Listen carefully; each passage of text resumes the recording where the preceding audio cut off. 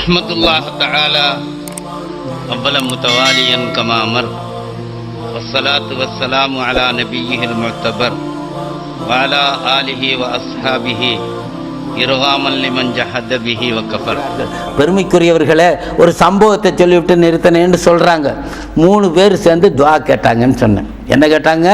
பள்ளியாசல் எங்கள் காபத்துல்லா ஷெரீஃபில் துஆ கபூலாகிற இடத்துல இருந்து துஆ கேட்குறாங்க. 3 பேரும் 3 விதமான துஆ கேட்டாங்கன்னு சொன்னாங்க. துஆ யாவும் இருக்கா? கிடையாது. கேட்டாங்க, பாதியில் நிறுத்திட்டாங்கன்னு மட்டும்தான் தெரியும். ஒருத்தர் கேட்டார், சிறப்பான செழுமையான அல்லாஹ் ரசூலுக்கு பொருத்தமான ஒரு ஆட்சி செய்வதற்குண்டான அருளை யா அல்லாஹ் எனக்கு தாண்டு ஒருத்தர் கேட்டார். இன்னொருத்தர் கேட்டாங்க, அடுத்தவர்கள் வியக்கக்கூடிய பெரிய விசாலமான அரசுக்கு நான் சொந்தக்காரனாகணும்னு இன்னொருத்தர் கேட்டார். 3வது நபர் கேட்டார், யா அல்லாஹ் மார்க்கத்தில் தீனை பற்றி குர்ஆனையும் ஹதீஸையும் மார்க்க சட்ட விஷயங்களையும் தெளிவாக தெரியக்கூடிய பாக்கியத்தை யா அல்லாஹ் எனக்கு நீத்தா. அதை தெரிந்து பிறருக்கும் பயன்படுத்தி அதை கொண்டு பாக்கியம் பெற்று அல்லாஹ்வுடைய திருப்பொருத்தம் கிடைக்கக்கூடிய வடிவில் மார்க்க அறிஞராக சேவை புரியும் அருளை எனக்குத்தா அப்படின்னு அவர் கேட்டாங்க. அல்லாஹு தஆலா பாருங்க, அவருடைய அந்த துஆவை கபூல் செய்தது. 3 பேருக்கு அது நடக்குது. ஒருத்தர் தான் உமர் இப்னு அப்துல் அசீஸ். அவருடைய ஆட்சி 2.5 வருஷ காலம் ஒரு ஆட்சி செய்தாங்க. அந்த ஆட்சி காலம் ஒரு குறிப்பிட்ட பகுதியில் அவர்களுக்கு ஆட்சி தரப்படுகிறது. அந்த ஆட்சியில் இந்த பகதாதில் இந்த ஏரியாவில் தான் அவங்களுக்கு ஒரு ஆட்சி கிடைக்கிது. அவர்கள் ஆட்சி புரிகிறாங்க. அந்த ஆட்சி காலத்தை 2.5 வருஷத்து ஆட்சியை இன்றும் மதிக்கப்படுகிறது. எப்படி என்றால் உமரு தானி, 2வது உமர், நீதிக்கு பேர் பெற்ற புகழ் பெற்ற நீதமான அரசோச்சியவர்கள் என்று இன்று சகோதர சமுதாயத்தவர்களாலும் பாராட்டப்படக்கூடிய கண்ணியமிகு உமர் ரலியல்லாஹு தஆலா அன்ஹுவினுடைய ஆட்சியைப் போல ஆட்சி செய்யும் அருள்மிக்கவராக இருந்தார் என்று சொல்லப்படுகிறது. அருமையானவர்களே, தீனை பேணி நடந்து அல்லாஹ்வை பயந்து உன்னதமான உயர்வான ஒரு அரசோச்சும் பாக்கியத்தை அவர்களுக்கு கொடுத்தான். 2வது மர்வான் இப்னு ஹக்கம். அவர் என்ன கேட்டார்? விசாலமான அரசு வேணும்னு கேட்டார். மிகப்பெரிய எகிப்து, டர்க்கி இது போன்ற பகுதிகள் எல்லாம் வளைச்சி பிடிக்கிற மாதிரி ஒரு பெரிய அரசுக்கு இருந்தார். ஆனால் அல்லாஹ்வுக்கு பொருத்தம் இல்லாத, விருப்பம் இல்லாத பல தப்பு தவறுகள் எல்லாம் செய்ய வேண்டியது அவருடைய ஆட்சியில் உண்டாச்சு. ஆனால் அவர் கேட்டதை அல்லாஹ் கொடுத்தான். கேட்டதை வேறு விதமாக கூட கொடுத்திருக்கலாம், அதை கொடுத்தான். ஆனால் அதில் அவர்கள் நினைத்ததை போல அவர்கள் கெடுமை இருந்தால் 3வது ஆள் கேட்குறாரு, தீனுக்கு சேவை செய்யக்கூடியவர்களாக இருக்கணும். இப்போ 3 பேர் ஒரே காலத்தவர்கள் தான். மர்வான் ஆட்சியிலே சிறப்பாக கலகல என்று களைகட்டி காட்சி தெரியும் நேரத்தில் அவருக்கு கவர்மெண்ட் விஷயமான சில சந்தேகங்கள் வருகின்றன. அந்த சந்தேகத்துக்கு தெளிவு வேணும். அப்போ உருவத்து பின் சுபைர், அந்த 3வது ஆள் துவா கேட்டாங்களே, அவங்க மதீனத்துல் முனவ்வராவில் இருக்கிறாங்க. அவங்களுக்கு உடனே எழுதி, நீங்கள் நம்ம அரசுக்கு வாங்க, இங்கே கோட்டையில் நாம் தங்கிக்கிறலாம், உங்களிடத்தில் சில மார்க்க விளக்கங்கள் கேட்கணும்னு சொன்னாங்க. என்னதான் இருந்தாலும் அதிகாரி ஆட்சி இருக்கிறாரு, அரசராக இருக்கிறாரு. உடனே மறுவா நண்பர் தான், பழைய நண்பர் தான். அவர் அங்கேருந்து புறப்பட்டு வர்றாங்க. புறப்பட்டு வரும் பொழுது தன்னுடைய 4 ஆண் பிள்ளைகள் அவருக்கு இருக்குது. யாருக்குங்க? உருவத்து பின் சுபைர் ரலியல்லாஹு தஆலா அன்ஹுக்கு 4 ஆண் பிள்ளைகள் இருக்காங்க. அதில் ஒரு 6 வயசு 5 வயசு உள்ள ஒரு சிறுவர் அவரை தனியாக அழைச்சிக்கிட்டாங்க. அவரையும் அழைத்து கொண்டு பக்தாதுக்கு வர்றாங்க. வந்து அவருடைய அரச தர்பாருக்கு, ராஜதானிக்கு உள்ளே நுழையிறாங்க. உள்ளே நுழைய போகும்போது பார்த்தா இந்த பக்கத்தில் ஒட்டகைகள் கட்டி கிடக்கிறது, இந்த பக்கம் யானைப்படை இருக்கிறது, மறுபக்கத்தில் காலால் படைகளினுடைய அணிவகுப்புகள் தெரியுது. அப்படியே ஒவ்வொன்றா பார்த்துக்கிட்டா அந்த பொடியனும் வேடிக்கை பார்த்துக்கிட்டே உள்ளே வர்றாங்க. உள்ளே வந்துக்கிட்டே இருக்கும்போது குதிரைகள் கட்டி கிடக்கிற பகுதியே அந்த குதிரை அலங்காரமாக கணக்கிறதும் அதனுடைய மிடுக்கான நிறைகள் இல்லை அப்படியே பார்த்துக்கிட்டே வந்தாங்கல்ல. இவங்க யார் நம்மளை வரவேற்கிறதுக்கு வார்டு கூப்பிட்றதுக்கு வர்றாங்களோ, என்ன இருந்தாலும் வெளியூர்ந்து வந்தவர், இவருக்கு உள்ள பர்மிஷன் கொடுத்துட்டாங்க. ஆனால் வந்து அழைச்சிட்டு போகிறதுக்கு ஒருத்தரையும் காணோம். இவர் இப்படியே யாரையும் அப்படின்னு பார்க்குறக்கு இடையில இந்த குழந்தை கையிலிருந்து கையை விட்டுட்டு போயிட்டாங்க.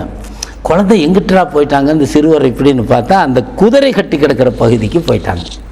குதிரை கட்டி கிடக்கிற பகுதி போனோன்னா, ஆஹா, குதிரை காலால் எத்திட்டா என் குழந்தைக்கு என்ன ஆகிடும் அப்படின்னு கவலைப்பட்டு உடனே ஓடி போய் அந்த குதிரை வந்து அந்த பிள்ளையை காப்பாற்றலான்னு போகிறதுக்குள்ளார அந்த ஒரு கால் பின்னால் அப்படின்னு தட்டிருச்சு. அந்த குதிரை கால் தட்டுறதுக்குள்ள குதிரையினுடைய கால் என் குழந்தையின் மீது படக்கூடாது என்பதற்காக தன்னுடைய காலை இப்படின்னு நீட்டினாங்க. இவர்கள் பாதத்திலே அந்த குதிரையினுடைய தட்டுப்பட்டு இவர்கள் பாதம் அந்த குழந்தையின் மீது பட்டு அந்த குழந்தை தெரிச்சு விழுந்துருச்சு. கொஞ்ச நேரம் போய் பார்த்தா குழந்தை மூத்தாயிடுச்சு. இந்த இவருடைய கால் பாதம் பட்டு அந்த குழந்தை எடுத்தாயிடுச்சு. இவங்களுடைய காலும் ஒடிஞ்சு போச்சு. இந்த சம்பவம் ஒரு சற்று நேரத்துக்கெல்லாம் அந்த ஆக்சிடெண்ட்டு எங்கள் எல்லாருக்கும் விளங்கிடுச்சு. உடனே அரசன் வந்து கூப்பிட்டார மருவானி முனாக்கம், நாம் தான் கூறுகட்ட மாதிரி நாம் ஒரு மரியாதைக்குரியவரை நம்ம அழைச்சோம். ஆனால் அவரை கண்ணியப்படுத்தி அவர் வந்த உடனே நம்ம வரவேற்று கூட்டிகிட்டு போக வேண்டிய முறைப்படி நம்ம செய்யலை, நாம் முட்டாள்தனமாக இப்படி நடந்து போச்சே அப்படின்னு வருத்தப்பட்டு கடைசியில் காலம் போன கடைசியில் போய் வருத்தப்பட்டு என்னங்க செய்ய பாருங்கள். உடனே ராஜ மரியாதையோடு பெரிய பெரிய மருத்துவர்கள் எல்லாம் கொண்டுகிட்டு வந்து மருத்துவ முறைகள் நடக்கு. குழந்தை மூத்தா போன குழந்தைய அடக்கிறதுக்கு உண்டான பணி ஒரு பக்கம் நடக்குது. இவர்களுடைய பாதத்தை எப்படியாவது செல்லன்னு பார்த்தா ஒன்றும் இல்லை. அந்த முழங்காலுக்கு மேலே அறுத்துட்டா தான் சரி எடுத்துடணும் அந்த காலத்தில். அதை தவிர வேறு வழி இல்லைங்கிற முறை. கடைசியில் அவருடைய பாதத்தை ஆப்ரேஷன் பண்ணி வெட்டி எடுக்கிறாங்க. அந்த காலத்தில் உத்தியத்து பி மின்சாரின் இந்த இது ரம்பம் கொண்டுகிட்டு வந்தாங்களா அவங்க, ரம்பம் காலை ஆப்ரேஷன் பண்ணுறதுக்கு. இப்போ அந்த காலத்தில் ரம்பம்னு சொல்கிறாங்க, ஆனால் பல்லு இல்லாத ரம்பமாக இருக்கலாம். கொண்டுகிட்டு வந்து உங்களுக்கு கொஞ்சோண்டு சாராயத்தை ஊற்றுறோம். இதெல்லாம் நம்ம நினச்சி பார்க்கணும். ஒரு கஷ்டமான சூழ்நிலையிலையும் அவங்க எப்படி இருந்தாங்கன்னு. ஏன் சாராயம் ஊற்றினாக்கா உங்களுக்கு வலி தெரியக்கூடாது, நாம் இப்படின்னு அறுப்போம். சாராயத்தை ஊற்றினா அந்த போதையில் நீங்கள் இருப்பீங்க. ஒருத்தர் ஸ்தோஃபிருல்லா, அப்படி ஒரு தப்பு நான் செய்ய மாட்டேன், என்னுடைய பாத வேதனையை தாங்கிக் கொள்றதுக்காக ஹராமான ஒன்றை ஒரு சொட்டு கூட என்னுடைய நாக்கில் நான் தொட்டுக்க மாட்டேன்னு சொன்னாங்க. அப்போ சரிங்க மயக்க மருந்து கொடுக்கலாமான்னு கேட்டாங்க. இன்னி லா உஹிப்பு அன் உஸ்லப மின் ஜசதி ஷைஆ, யாரெல்லாம் நான் அப்படி நினைக்கல, என்னுடைய உடலிலிருந்து ஒரு உறுப்பு அகற்றப்படுகிறது. வானலா ஆலமு, எனக்கு தெரியாமல், என்னுடைய நினைவில் இல்லாமல், என்னுடைய அறிமுகத்தில் இல்லாமல் என்னுடைய உடலிலிருந்து ஒரு உறுப்பு அகற்றப்படுவதை நான் வகுக்கவில்லை, பிரியப்படலை. நீங்கள் வேண்டாம் அறுத்துக்கங்க அப்படின்னு சொன்னாங்க. இப்போ உத்திய பி மின்சாரின் வந்த வண்டின்னு அறுக்கிறாங்க. வஹுவ யுஹல்லிலு வ யுஸப்பிஹு சுப்ஹானல்லாஹ் அல்ஹம்துலில்லாஹ் அல்லாஹு அக்பர். இதைத்தான் அவங்க சொன்னாங்க. சுபஹானல்லாஹ் சுபஹானல்லாஹ் சுபஹானல்லாஹ்னு சொல்லிகிட்டே இருந்தாங்க. அல்ஹம்துலில்லாஹ் சொன்னாங்க. எல்லா புகழும் அல்லாஹ்வுக்கேன்னு சொன்னாங்க. இந்த தாங்குகிற சக்தி எனக்கு கொடுத்தாய, இப்படி மருத்துவம் செய்கிற சக்தி வாய்ப்பை எனக்கு கொடுத்தாய, எங்கேயாவது தனி இடத்துல போய் சிக்கிக்கிட்டு ஆதரவில்லை இப்படித்தானுங்க நினச்சி பார்த்தா அதெல்லாம் நன்றி தான். அதே நேரத்தில் பாதிக்கப்பட்டு ஏன் தான் அல்லாஹ் தாலா என்னை இப்படி சோதிக்கிறானே, நான் என்ன பாவம் செய்தேன், எதுக்குத்தான் இப்படி நல்லா இருந்த காலத்தில் இந்த வாலிபமான காலத்தில் என் காலை பழி வாங்கினானோ, யார் யாரெல்லாமோ என்னென்னமெல்லாமோ செய்கிறாங்க, நான் என்ன அல்லாஹ்வுக்கு மாற செய்தேன், நான் ஒழுங்காத்தானே தொழுதுகிட்டெல்லாம் இருக்கிறேன், சில நேரத்தில் கல்லாவாயிரும், சில நேரத்தில் தொழுக மாட்டேன், அப்புறம் நான் தொழுதுகிட்டு தானே இருக்கிறேன், இப்படின்னெல்லாம் கணக்கு பார்த்து அல்லாஹ்வின் மீது குறை கற்பிப்பவர்களாக இருப்பவர்களை தவிர இவங்க நினைக்கிறாங்க இந்த நேரத்தில் எனக்கு மருத்துவம் செய்யறதுக்குன்னு ஒரு தண்ணி தந்திருக்கிற, எனக்கு பணிவிடை செய்து எனக்கு ஹிதுமத்து செய்யறதுக்கு ஒரு ஆளை தந்திருக்கிற, இதை சகிக்கக்கூடிய பொறுமை எனக்கு தந்திருக்கிறாயே யா அல்லாஹ், உனக்கே எல்லா புகழும் என்று அல்ஹம்துலில்லாஹ் சொல்றாங்க. 1000 தான் இருந்தாலும் நான் நீதான் பெரியவன், உன்னுடைய அருள் மகத்தானது உன்னதமானதுன்னு அவங்க சொல்லிக்கிட்டே இருந்தாங்க. வஹுவ யுஹல்லிலு வ யுக்கப்பிரு, தக்பீர் சொல்லிக்கிட்டு இருந்தாங்க, அல்ஹம்துலில்லாஹ் சொல்லிட்டு இருந்தாங்கன்னு வருது. அப்படியே சொல்லிட்டு வெட்டிட்டாங்க. பாருங்க இந்த சம்பவம் நான் எந்த கிதாபில் பார்த்தேங்கிறத சொல்கிறேன். அந்த கிதாபில் அந்த பெருந்தகை பாருங்க, இகாமத்தில் ஹுஜ்ஜா அலா அன்னல் இக்ஸார ஃபித் தஅப்புதி லைஸ பிபித்ஆ, இப்படி ஒரு கிதாபு. இகாமத்துல் ஹுஜ்ஜா, ஆதாரங்களை திரட்டி தரக்கூடிய ஒரு நூல். அலா அன்னல் இக்ஸார ஃபித் தஅப்புதி லைஸ பிபித்ஆ, வணக்கத்தில் கடப்பாக அதிகப்படியான வேலைகளை மேற்பட்டு செய்வது பித்அத்து அல்ல. அருமநாயகம் ஸல்லல்லாஹு அலைஹி வஸல்லம் அவ்வளவு செய்தாங்களா, அதுக்கு மேலே நாம ஏன் செய்யணும் அப்படின்னு கேட்குறது. விடிய விடிய நின்று தொழுதாங்களா, நான் ஏன் விடிய நின்று தொழுகணும் அப்படின்னெல்லாம் சந்தேகம் கேட்குறாங்களாங்க. ரசூல் நாயகம் கொஞ்ச நேரம் தொழுகிறாங்க, அப்புறம் தூங்கிட்டாங்க. நம்ம விடிய விடிய நின்று சொல்கிறதெல்லாம் விதத்து தானே. அதாவது கௌசுல் ஆலம் ரலியல்லாஹு தஆலான்னு 40 ஹத்முல் குர்ஆன் ஓதுவாங்க, 40 தடவை குர்ஆன் ஷரீஃபை முழுசாக ஓதுவாங்க. அப்படி விளக்கத்தை இன்ஷா அல்லாஹ் அப்புறம் சொல்கிறேன். அப்படி தொழுதுட்டு விடிய விடிய ஒரு இரவில் 40 தடவை குர்ஆன் ஷரீஃப் ஓத முடியுமா? அவங்க ஓதுனாங்க.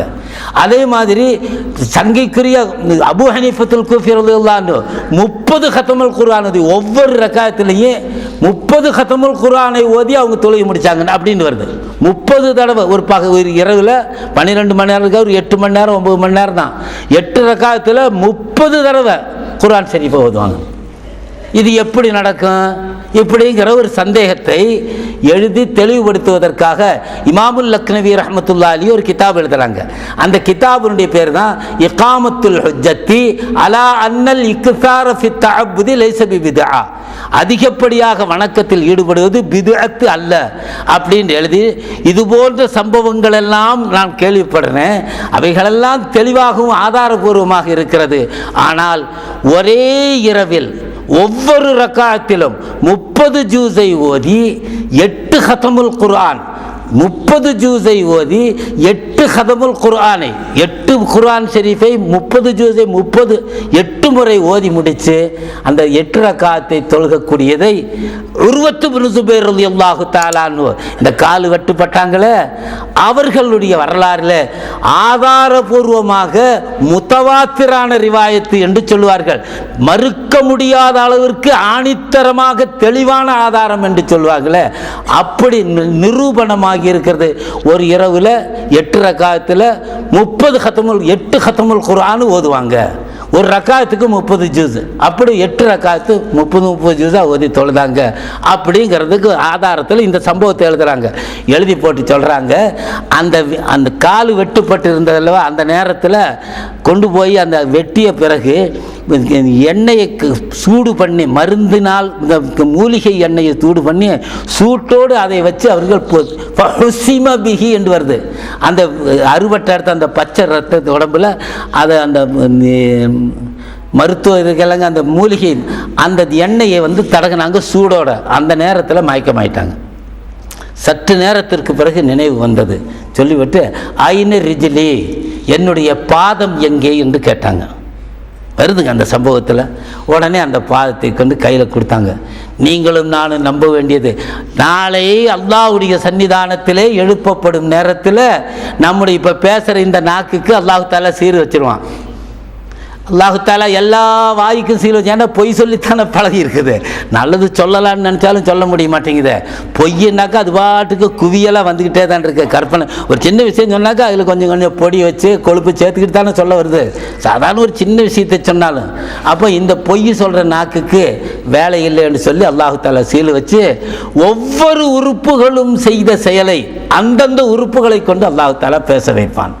கண்ணு தான் செய்த தவறை சொல்லும், காது தான் செய்த தவறை சொல்லும், கீபத்தை சொல்லும், அந்த கள்ளப்பார்வையை கண்ணு சொல்லும், கால் நீ தவறான இடத்திற்கு செய்த பயன்படுத்தியதை அந்த பயன்பாட்டுகளை சொல்லும், கரம் அந்த தவறை சொல்லும். இப்படி சொல்கிற அந்த நாளில் அதை பயந்தவர்களாக நாமும் நம்முடைய அமல்களை திருத்திக் கொள்ளணும். உர்வத்து பின் ஸுபைர் ரலியல்லாஹு அன்ஹு அந்த வெட்டுப்பட்ட அந்த பாதத்தை எடுத்து சொல்லுவார்கள், வல்லாஹி இன்னக்கீல தஅலமீன மா மஷைத்து பிகி இலா ஹராமின். நாளை நீ இன்னக்க தஷ்ஹதுலி, நீ நாளை எனக்கு சாட்சி சொல்லணும். இந்த வெட்டப்பட்டு துண்டாடி நீ வெளியே கிடக்கிறாய், ஆனால் உன்னை தாங்கி நான் நடந்த நாட்கள் இருக்கின்றன, என்னை நடப்பதற்கு நீ துணையாக இருந்த நாட்கள் இருக்கின்றனவே. இந்த வெட்டுப்படும் நேரம் வரையிலும் உன்னை நான் பயன்படுத்தினேனே. ஹலாலான ஒரு காரியத்திற்கு அல்லாமல் அல்லாவுக்கு பொருத்தமில்லாத ஒரு பணியை செய்வதற்கு இந்த காலை நான் அசைத்ததில்லை என்பதற்கு நீ சாட்சி என்று சொன்னார்கள். அது மட்டுமல்ல, அந்த வெட்டுப்பட்ட இரவு எந்த பகலிலே அவர்கள் பாதம் துண்டாடப்பட்டவோ அந்த முடிந்த இரவு இருக்கிறது, அன்று கூட அதைத்தான் அவங்க எழுதுறாங்க இந்த கிதாபுல, அன்று கூட 8 ரக்காத்து அவர்கள் தஹஜ்ஜுத் தொழுதார்கள். அந்த 8 ரக்காத்தில் ஒவ்வொரு ரக்காத்திலும் 30 ஜூஸ் தொழுதாங்க. அவங்களுக்கு அந்த நிலைமை. ஒவ்வொரு ரக்காத்திலும் 30 ஜூஸ் ஓதி தொழுதவர்களுக்கு அப்படி பாதத்திலே வெட்டுண்ட நிலை வருகிறது என்று சொன்னார். அது மட்டும் சொல்லி போட்டு அடுத்து அவர்கள் என்ன சொல்கிறார்கள் தெரியுமா அருமையானவர்களே? அடுத்து சொல்லிவிட்டு அந்த பாதத்திற்கு அவர்கள் எச்சரிக்கை விடுத்துவிட்டு கையேந்தி ரப்பிடத்திலே துஆ செய்தார்கள். அது நமக்கு முன்மாதிரியாக இருக்க வேண்டும். அல்லாஹும்ம இன்னக அத்தைத்தனி அப்னா அர்பா வஅத்தைதனி அஅலா அர்பா. யா அல்லாஹ், எனக்கு நீ 4 ஆண் குழந்தையை தந்தாய், 4 ஆண் மகவுகளை தந்தாய், எனக்கு 4 உறுப்புகளை, 2 கை 2 கால், 4 உறுப்புகளை தந்தாய், 4 செல்வங்களை தந்தாய். வஅஹத்த மின் இப்னி அப்னாஇ இப்னன் வாஹிதா, என்னுடைய குழந்தைகளிலிருந்து ஒரு மகனை நீ எடுத்துக்கொண்டாய். என்னுடைய 4 உறுப்புகளில் இருந்து ஒரு உறுப்பை நீ எடுத்துக்கொண்டாய். அகத்த மின்னி வாஹிதா வ அபுகைத்தனி சலாசா.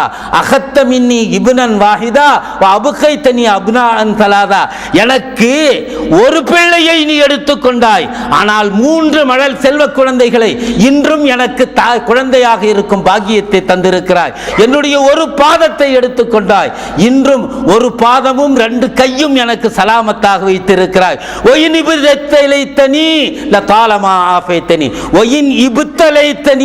என்னை நீ சோதிக்கிறாய் என்று நான் நினைத்து பார்த்தால், தாலமா ஆஃபைத்தனி, நீ எனக்கு தந்த சோதனையினுடைய 3 மடங்கு அருளாக இருக்கிறது. நீ சந்ததை விட கம்மியாகத்தானே நான் பாதிக்கப்படுகிறேனே தவிர, பாதிப்புக்கு மடங்குகள் அதிகமாக உன்னுடைய அருளிலே தோய்ந்தவனாக நான் இருக்கிறேன். நன்றி செலுத்தும் அருளை எனக்கு தா, நன்றி செலுத்தக்கூடிய பாக்கியத்தை தா, உனக்கு கட்டுப்பட்டு வாழக்கூடிய பாக்கியத்தை தா என்று அவர்கள் துஆ செய்தார்கள். அருமையானவர்களே, இங்கே விட்டிருப்பவர்கள், உட்கார்ந்திருப்பவர்கள், என்னை அடக்கமுள்ளவர்கள், எத்தனையோ நமக்கு பிரச்சனைகள் இருக்கலாம், கஷ்டங்கள் இருக்கலாம். ஆனால் அந்த கஷ்டத்தினுடைய மறுபக்கத்தை பாசிட்டிவாக நினைத்து பாருங்கள். நமக்கு சாதகமாக, இலகுவாக, நமக்கு உபயோகமாக இருப்பது சிரமமாக இருப்பதை விட பல மடங்கு நன்மையானவைகள் இருக்கின்றன என்பதை நினைக்கும் பொழுது அல்லாஹு தஆலாவுக்கு நன்றி மறக்காதவர்களாக இருக்கும் அந்த நல்லவர்களுடைய அருள் வாழ்க்கையை பின்பற்றி நடக்கக்கூடிய பாக்கியத்தை அல்லாஹு தஆலா நமக்கு தந்தருள்வானாக. இந்த மாமத்தில்